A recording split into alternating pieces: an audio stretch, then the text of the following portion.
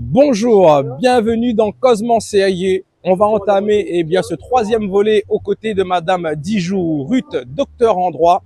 On va clôturer cet aspect sur la séparation du couple et de la pension alimentaire. Et on va enchaîner par la suite avec le gros sujet qui est les élections européennes où nous avons vu que cette équipe présidentielle est à la ramasse avec Aye en totale difficulté et cette belle présence, cette montée du RN dans les sondages qui surfent sur 34%. Une belle claque pour ce président Macron qui, justement, avec cette guerre aux portes de la France, commence véritablement à devenir complètement fou. Il faut absolument l'éjecter. Mais dans un premier temps, je vous invite à retrouver cette docteure en droit, Madame Dijou Ruth, sur ce qu'elle pense des européennes.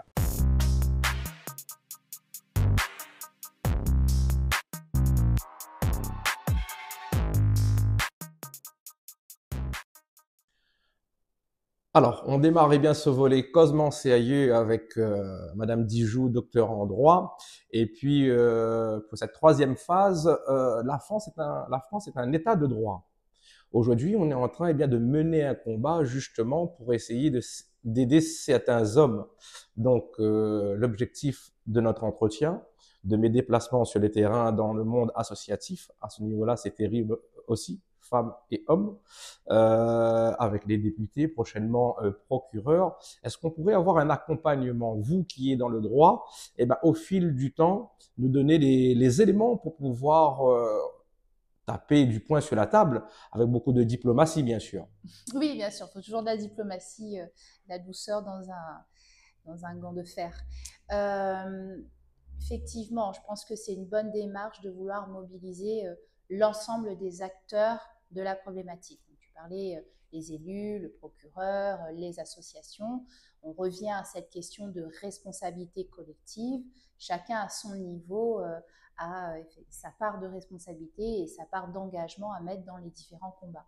Dès lors qu'on se rejoint sur l'objectif, peu importe finalement qui l'on est et dans quel cadre on intervient, on peut, en fonction de ses compétences, travailler ensemble pour mener à bien un projet. Donc oui, évidemment, en fonction du travail que vous allez effectuer, des différentes rencontres, si à mon niveau et de ma place, je suis en capacité d'apporter ma pierre à l'édifice, ce sera évidemment avec un grand plaisir. Je pense travailler avec la femme, justement. Je pense que le message, l'image sera beaucoup plus véridique sur le terrain.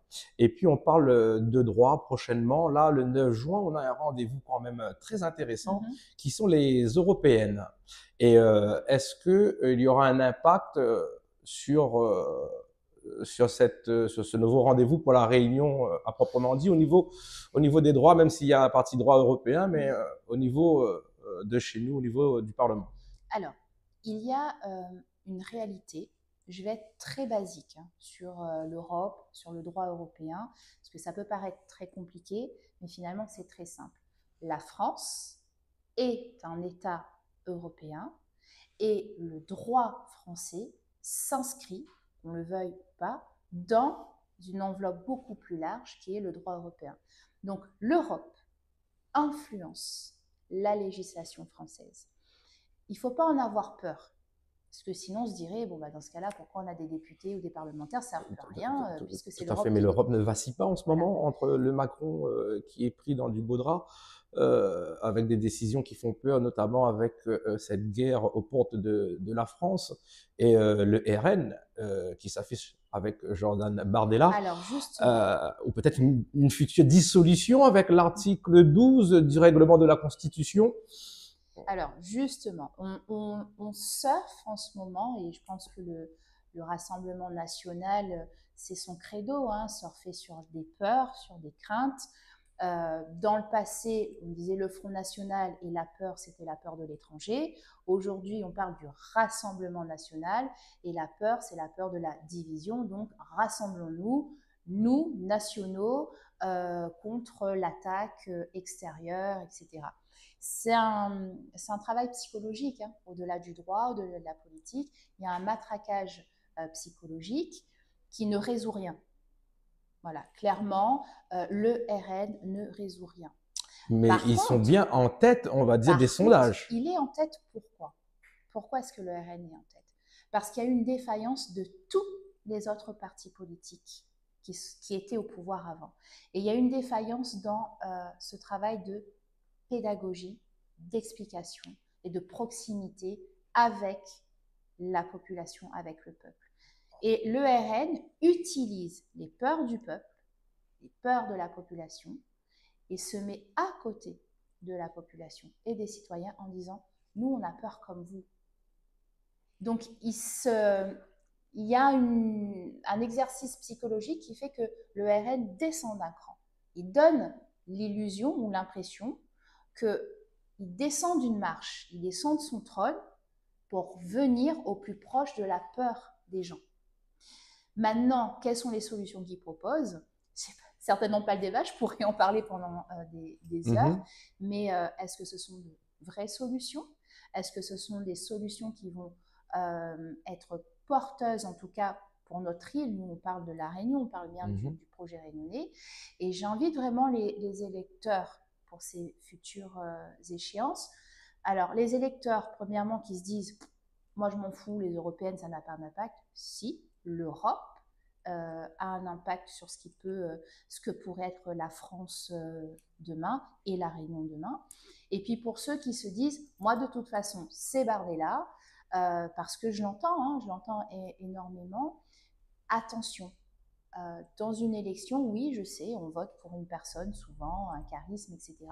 Mais je pense qu'à La Réunion, on vaut plus que ça. Et l'ambition pour La Réunion, c'est aussi d'aller gratter un Exactement, peu plus. mais on a vu lors des précédentes présidentielles à La Réunion qui est sorti en tête, hein, Marine Le Pen, pas la citer, et avec cette politique de décadence où justement les gens en ont marre, je pense que ça va être difficile que ces sondages à quelques chiffres près, je vais dire, ça dépend du taux aussi d'abstention et de personnes qui vont aller voter, mais la réalité est bien là, des gens qui souffrent et bien du pouvoir de l'ensemble de la classe politique locale qui font du mal aux Réunionnais, et ça du 1er janvier jusqu'au 31 décembre. Alors, si on observe bien, cette même classe politique dont on souffre utilise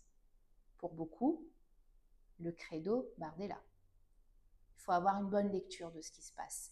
Et je ne suis pas persuadée que le vote de contestation soit l'avenir, en tout cas permette un avenir favorable pour notre île.